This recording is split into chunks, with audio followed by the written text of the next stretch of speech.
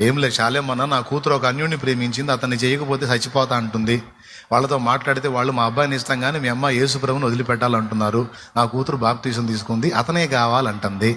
నాకు భర్త లేడు, ఏం చేయాలి అన్న? ఇప్పుడు మీ వాక్యం వింటుంది అని మీరు చెప్పండి అని అడిగారు.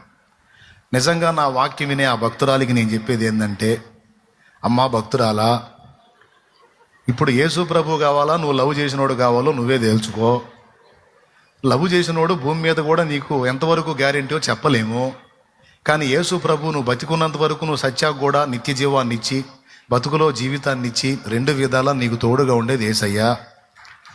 కాబట్టి నువ్వు యేసుని ఎంచుకుంటావో, లేకపోతే ఒక మనుషుని ఎంచుకొని మనుషుని కోసం యేసయ్యను వదిలిపెట్టి వాడితో కలిసి పాతాళానికి పోతావో నీ ఇష్టం.